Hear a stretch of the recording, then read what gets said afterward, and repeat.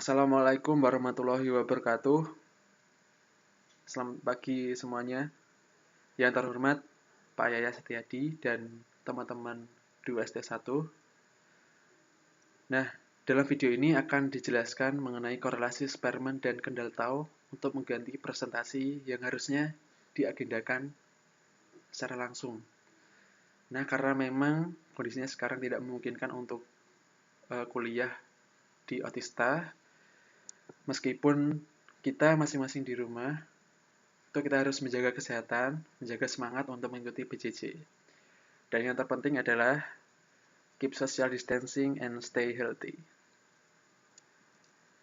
Nah, sebelumnya saya akan memperkenalkan anggota kelompok, ada 6. Muhammad Fikri Ramdhani, Ika Rehulina Oktari, Arif Priyambudi, Bagaskoro Celasono, Siti Ainia Hidayati, dan Fajar Ahmad Ansori. Nah, sebelum masuk ke materi yang sesungguhnya, mengingat sedikit, kita sebenarnya sudah mengetahui apa yang namanya korelasi.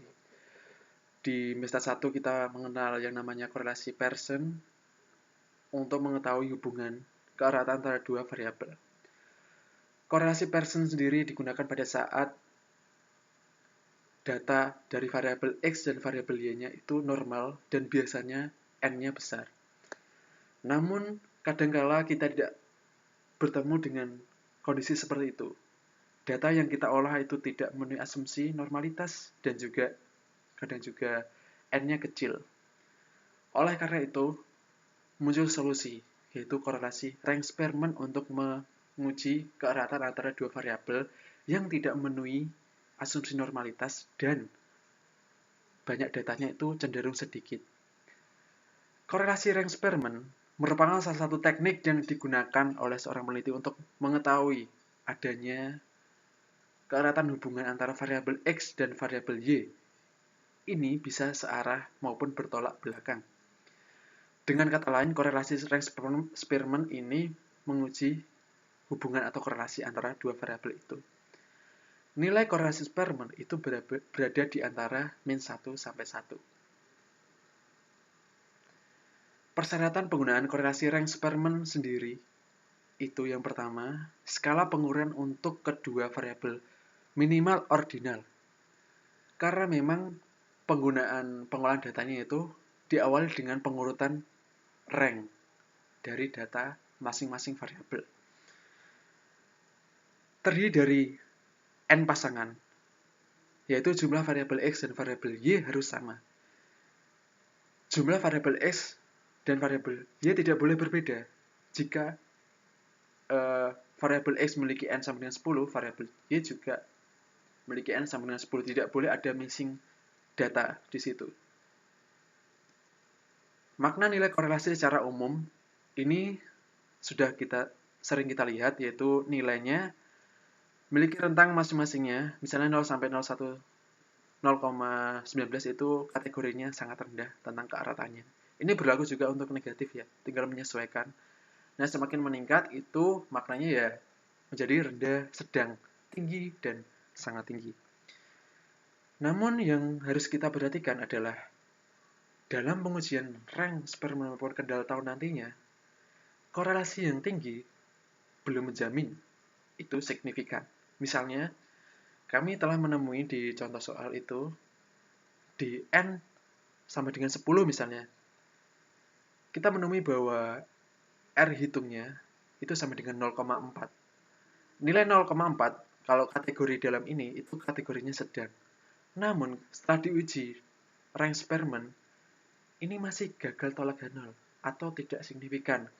Mengapa? Karena memang titik kritisnya pada L tabelnya itu untuk N sama dengan 10 itu 0,6.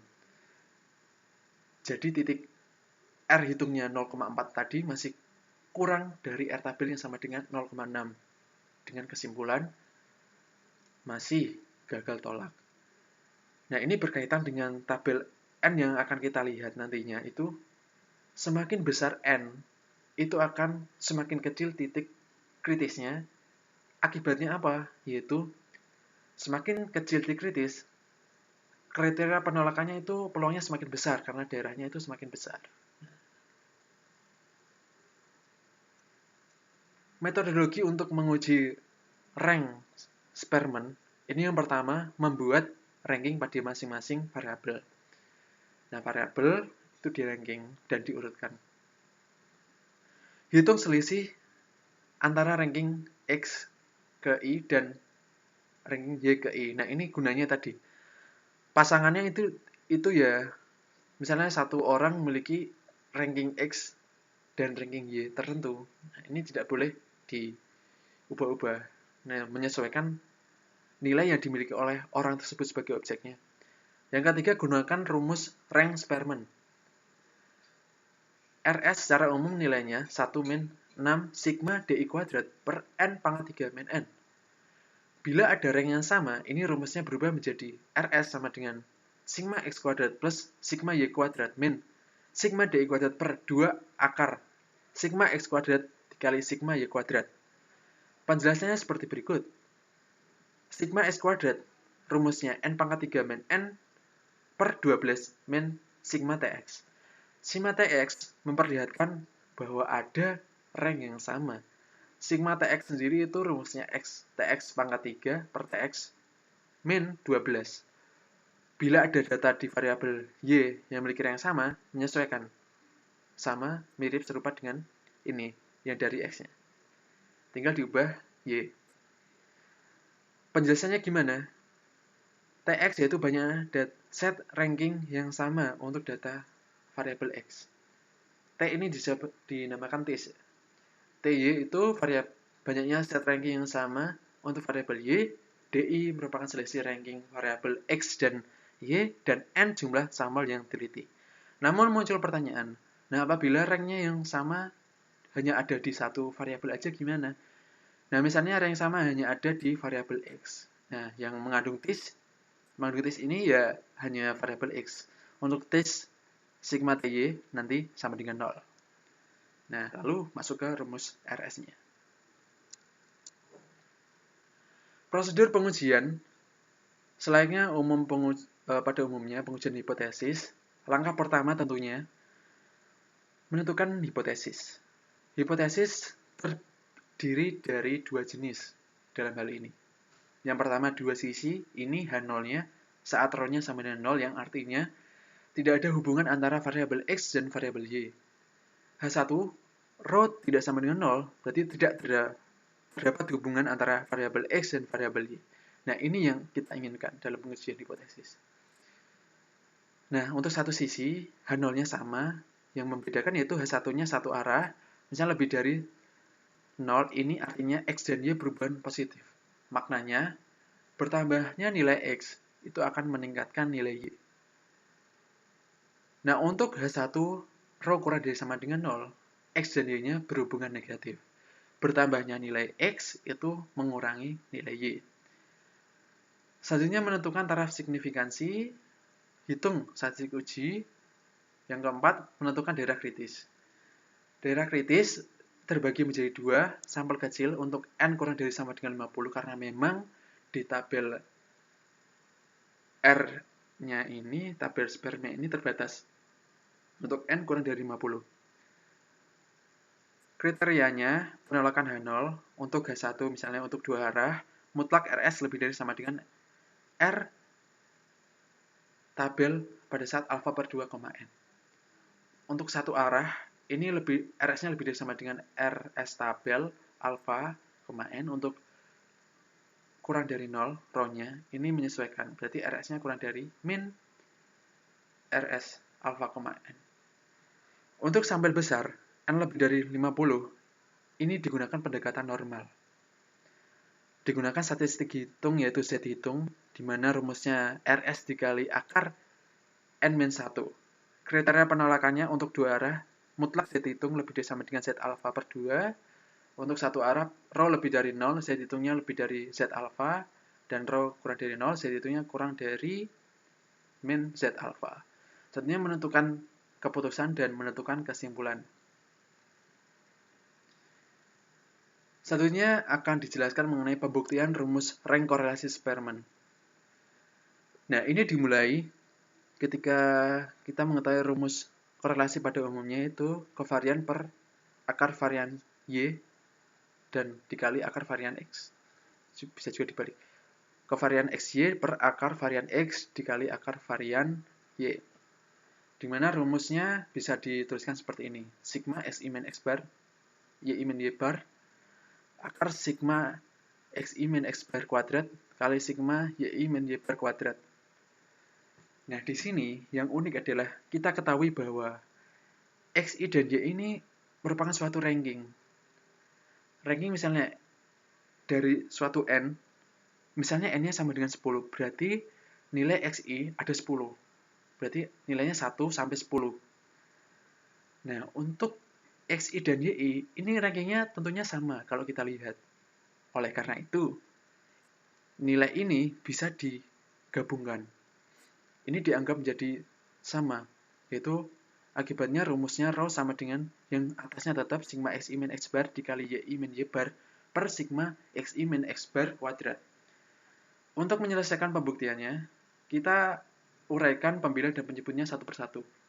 Terlebih dahulu pembilangnya, ini yang sigma XI min X bar dikali sigma YI min Y bar.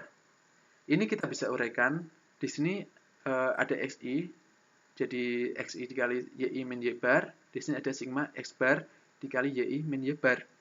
Kita kalikan seperti biasa. Ini menjadi sigma XI YI, terus itu menjadi Y bar sigma XI min X bar YI plus NX bar Y bar. Nah, kita ingat bahwa sigma SI itu sama dengan NX bar. Jadi ini bisa diganti Y bar, NX bar, S bar, NY bar. Ini menjadi min 2 NX bar Y bar. Sedangkan ini ada plus NX bar Y bar, ini ada min 2, ini ada 1, jadinya min 1. Sehingga lanjut menjadi sigma XI YI min NX bar Y bar. Sigma XI YI min X bar Y bar ini dapat diuraikan. Nah, kita ketahui bahwa X bar ini adalah ranking. Misalnya 10 tadi, N10 berarti ada nilai 1 sampai 10. Nah, itu bisa kita urutkan. Kalau kita ingat, itu merupakan suatu deret kan. Deret urut yang integer bilangan bulat, itu rumusnya, misalnya untuk S bar sama dengan bisa diganti N plus 1 per 2. Untuk Y bar juga menjadi N plus 1 per 2. Sehingga ini bisa digabungkan menjadi kuadrat gini. Nah, kalau kita lihat, ini bisa diuraikan ke bentuk seperti ini. Yang atasnya N plus 1 kuadrat. Di sini ada N, di sini ada N plus 1, di sini ada N plus 1. Di bawahnya ada 2 kuadrat, 4, jadi per 4. Nah, di sini ada 12, ada 3. Kan sama. 3, ini coret menjadi 4. Ini diubah menjadi bentuk ini supaya bisa diklasifikasikan ke selanjutnya nanti. Nah, ini diubah ke depan, minusnya ditaruh sini, terus plus sigma SIYI. Min 3N plus 1 ini dapat diuraikan menjadi seperti ini, N min 1 min 4N plus 2. Ini bisa dikelompokkan menjadi seperti ini, terus ini bisa dikalikan menjadi seperti itu. Ditambah sigma XI-YI. Ini tetap. Nah, kalau kita ingat, ini adalah bentuk dari deret XI kuadrat. Nah, oleh karena itu, kita bisa mensubstitusikannya menjadi N plus 1, 2N plus 1 per 6 itu sama dengan sigma XI kuadrat. Selanjutnya kita bisa teruskan, menuliskan seperti ini. Nah, lalu kita bisa melihat bahwa sigma XI kuadrat itu kalau kita buat plus YI kuadrat per 2, itu akan setara, ekuivalen. Karena memang nilainya ya sama gitu, nilai ranking. Karena YI itu isinya ranking-ranking. Karena kita dibagi 2, ya hasilnya ya XI kuadrat gitu. Nah, ini bisa digabung. Ini bisa jadi per 2, jadi 2 XI YI nantinya. Sehingga ini bisa digabung menjadi, ini tetap yang depan, sigma XI kuadrat min 2 XI YI plus YI kuadrat per 2. Ini bentuk kuadrat dari XI min YI kuadrat per 2. Nah, XI min YI adalah DI. Sehingga kita bisa mengubah menjadi seperti ini.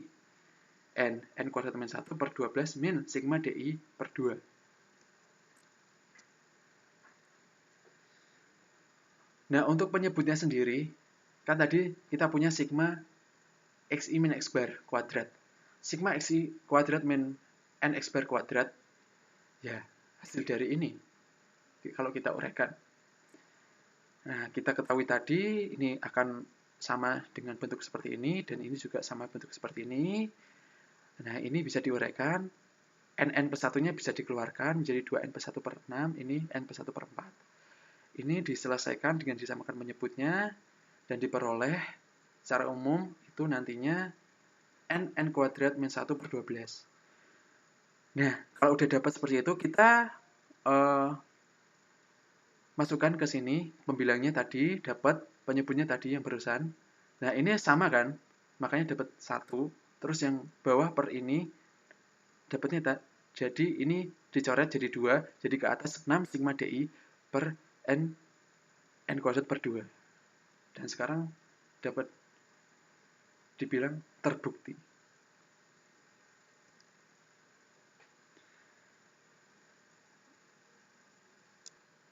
Selanjutnya kita masuk ke contoh soal.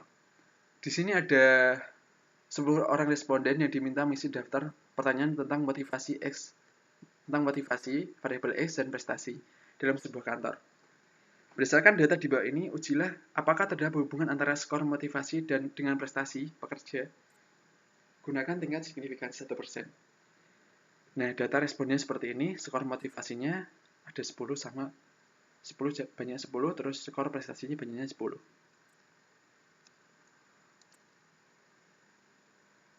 Nah, penyelesaiannya itu seperti ini. Yang pertama, tentunya menentukan hipotesis. H0-nya tidak terdapat hubungan antara skor motivasi dengan prestasi pekerja. H1-nya terdapat hubungan antara skor motivasi dengan prestasi pekerja. Nah, alfanya digunakan tadi 0,01. Nah, caranya seperti ini. Akan digunakan uji rank Spearman untuk mengetahui korelasi. Yang untuk menguji hipotesisnya. Nah, ini misalnya X-nya skor motivasi, Y-nya skor prestasi kerja. Untuk memudahkan perhitungan, dibuat tabel seperti pada gambar di samping. Nah, ini ada peringkat XI. Ini dikasih peringkat masing-masingnya, Y juga dikasih peringkat. Terus DI adalah merupakan selisih dari XI min YI. DI kuadrat merupakan kuadrat dari ini. Oke. Nah, statistik uji. Hal yang perlu kita perhatikan tadi adalah kita melihat bahwa di masing-masing variabelnya memiliki rank yang sama. Nah, perhitungan rank yang sama itu seperti ini. Misalnya di variabel X ada rank yang sama itu 5,5 dan 5,5. Ada 2 rank yang sama. Begitu juga 3,5 dengan 3,5 ada 2 rank yang sama. Jadi bisa dituliskan bahwa 2 kalinya.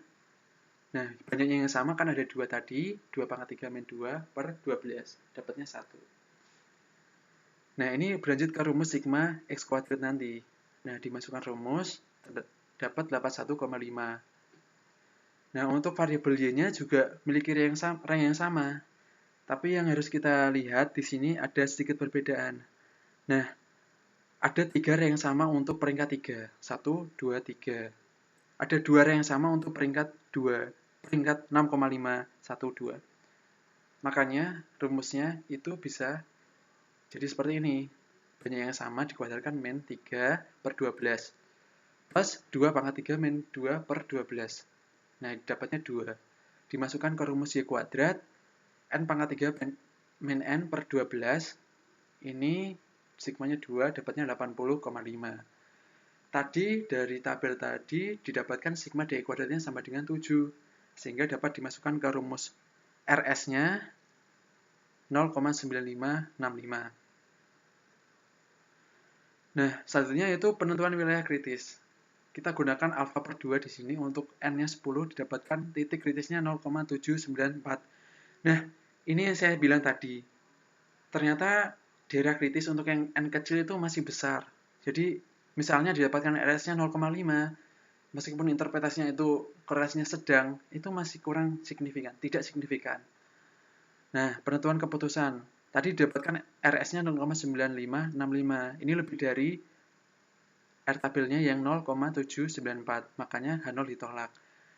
Jadi kesimpulannya dengan signifikansi 1% cukup bukti bahwa terdapat hubungan antara skor motivasi dengan prestasi kerja di kantor.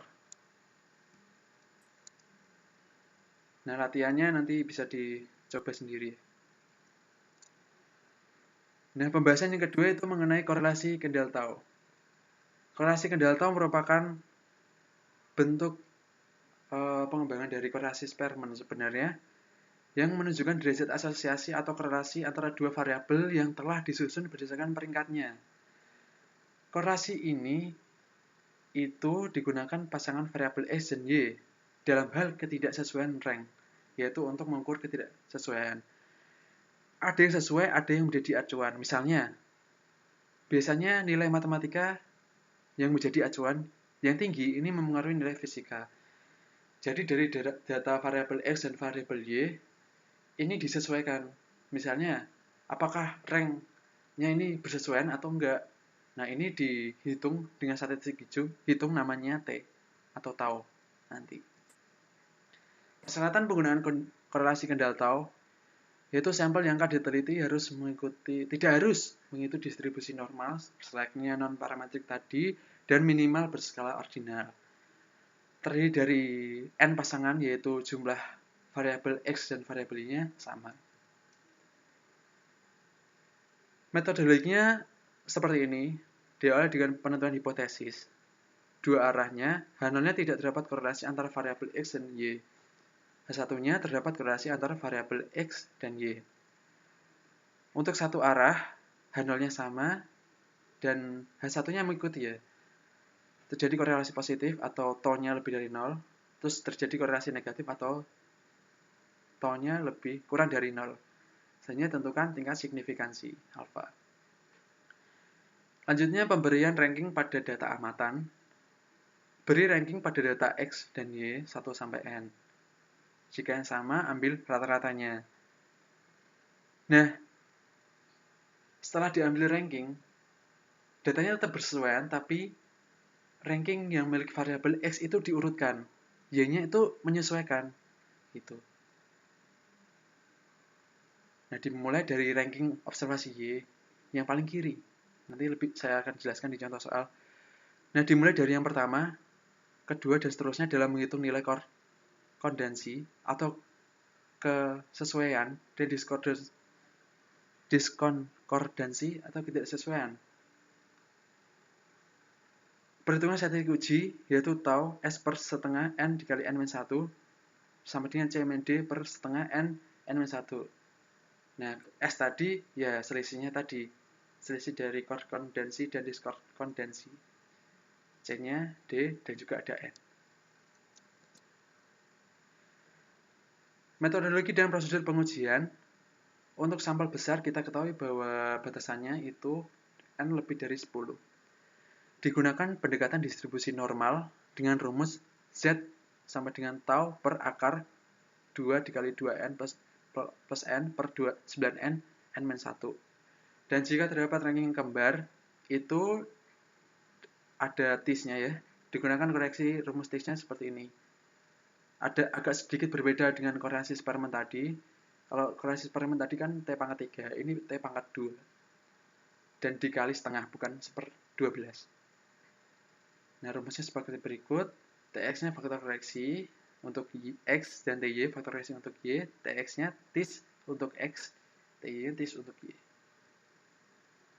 Wilayah kritis itu kalau sampel kecil menggunakan T hitung dibandingkan dengan T tabel. Untuk dua arah, ini menggunakan alfa per 2, kalau satu arah itu menggunakan alfa. Ini ada minusnya. Untuk kurang dari, sampel kecil seperti ini ya. Untuk sampel besar, itu menggunakan alfa per 2, pendekatan Zell hitung mutlaknya Z alfa per 2, N. Bisa juga menggunakan p-value. Nah, Z hitung untuk H1 yang satu arah juga menyesuaikan penentuan keputusan dan pembuatan kesimpulan. Nah, untuk lebih paham, ini ada contoh soal. Perusahaan memiliki data skor tes masuk karyawan X dan rating karyawan selama di perusahaan. Apakah terdapat korelasi antara dua data tersebut? Nah, di uji korelasi kendal tau ini ada yang menjadi acuan, yaitu nilai skor tes karyawan. Ini apakah bersesuaian dengan ratingnya di perusahaan selama ini atau tidak. Berikut ada datanya, ada 20 perusahaan, 20 karyawan maksud saya. Ada skor tesnya dan ratingnya. Tentunya yang awalnya menentukan hipotesis tidak terdapat korelasi antara variabel X dan Y, taunya sama dengan 0, karena dua arah yang digunakan ini ya, menyesuaikan pertanyaannya. Terdapat korelasi antara variabel X dan Y, taunya tidak sama dengan 0. Taraf signifikansinya digunakan 0,05. Nah, langkah pertama itu buat tabel seperti ini, bisa diurutkan berdasarkan karyawan. Ini urut nilainya. Ini maksudnya skor tesnya urut. Nah, ratingnya menyesuaikan, karena ratingnya sebagai Y-nya. Skor tesnya yang diurutkan, ratingnya menyesuaikan. Jadi untuk karyawan 1, ini kebetulan udah urut berdasarkan karyawan juga, skor tesnya juga urut juga. Dan ini masing-masing memiliki rating. Nah, akan digunakan uji kendal tau untuk menguji hipotesis. Nah, bagian ini yang penting untuk menentukan nilai S-nya. Nah, pertama kasih ranking. Untuk XI tadi rankingnya karena udah urut ya 1 sampai 20. Tidak ada rank yang sama. Nah, R, YI-nya itu di ranking juga. Nah, ini banyak data yang sama. Ranking yang sama. Nah, di sini yang penting adalah pemberian nilai C dan D. Kita urut. Taruh 1 di barisan pertama, ini berasal dari RYI yang ke-1. C ini terjadi apabila ini dibandingkan dengan setelahnya. 1 dibandingkan 10,5. Nah, kalau 10,5 ini kan berurutan kan. 1 ke 10,5 kan urut. Berarti dikasih C. Kordansi. Nah, ini urut. 1 ke 35 kan lebih besar. Urut lagi. Ini lebih besar semua, jadi dikasih C semua. Nah, misalnya yang kedua, ini dimulai dari Y2 lagi, 10,5 taruh sini. Bandingkan dengan 3,5. Nah, semakin kecil, maka kasih D, diskonkordansi. Nah, karena tidak bersesuaian kan, ranknya kan. Nah, kalau ada data yang sama, ini dikasih nilai 0. Nah, ini dibandingkan dengan 3,5, turun lagi, makanya dikasih D. Ini sama 0. Nah, 10,5 dibandingkan dengan 17,5, ini karena naik, itu dikasih C. Nah, dan seterusnya ini urut, masing-masing RYI nanti dianalisis ke kanan masing-masingnya. Nah, di sini ada tabel jumlah C. Nah, per baris di total, jumlah C-nya ada berapa? Ternyata ada 19. Nah, jumlah D-nya juga berapa? Ada 10. Nah, S-nya adalah selisihnya, 19 min 0, dapat 19. Begitu juga seterusnya. Nah, pada akhirnya nanti didapatkan S untuk masing-masing baris, dan total S-nya 51. 51 yang digunakan nanti pada statistik ujinya. Selanjutnya masuk ke sini. Karena sampelnya besar, ini menggunakan pendekatan normal. Nah, kita analisis yang taunya terlebih dahulu ya. Kita dapat nilai S-nya tadi 51, dan N-nya diketahui 20. Hal yang harus kita lakukan adalah mencari TX-nya. Nah, karena berhubung X pada variabel X-nya tidak ada, maka 0. Nah, yang ada pada variabel yang Y-nya. Di sini, ranking untuk 35 ada 4 observasi, 10,5 ada 10, 17,5 ada 3 observasi, 19,5 ada 2 observasi. Nah, masuk ke rumus yang ini, setengah sigma, misalnya 1,1 ya. 3,5 ada 4 observasi, berarti 4 kuadrat min 4. Ada 10 observasi, 10 kuadrat min 10, dan seterusnya, dapat nilai 55. Nah, ini masuknya nanti ke sini, rumus taunya dulu, kalau kita masukkan 1,1, TS-nya masuk 0, TY-nya masuk 5,55. Nah, setelah dihitung, ini dapat taunya 0,3184.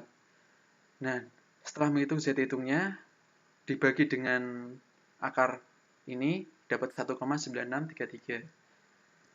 Kemudian, wilayah kritis kita bandingkan dengan Z-tabel. Z-tabel pada alfa 0,025 itu 1,96. Ternyata keputusannya Z hitungnya lebih dari 1,96. Jadi tolak H0. Kesimpulannya, dengan tingkat signifikansi 5% terdapat cukup bukti untuk mengatakan bahwa terdapat korelasi antara X dan Y. Nah, begitu ya. Nah, ini ada latihan 1 dan latihan 2, bisa dicoba nanti. Nah, sekian udah selesai pemaparan materi, latihannya bisa dicoba sendiri-sendiri pas 30 menit. Nah, saya mohon maaf apabila ada kata-kata mewakili kelompok saya. Ini sebenarnya saya membuat video karena pembagian tugas saja sih. Saya kebagian tugas untuk membuat video dan mencari materi pembuktian, dan teman-teman lain sebelumnya menyesuaikan membuat materinya. Gitu sih, masing-masing memiliki proporsi kerja yang setara, intinya gitu. Nah, sekian video penjelasan presentasi kelompok dari kelompok kami. Apabila ada kekurangan, saya mohon maaf, dan apabila ada pertanyaan bisa diajukan di besok di Google, di hari ini di Google Class, di kolom komen, nanti kami jawab. Terima kasih. Wassalamualaikum warahmatullahi wabarakatuh.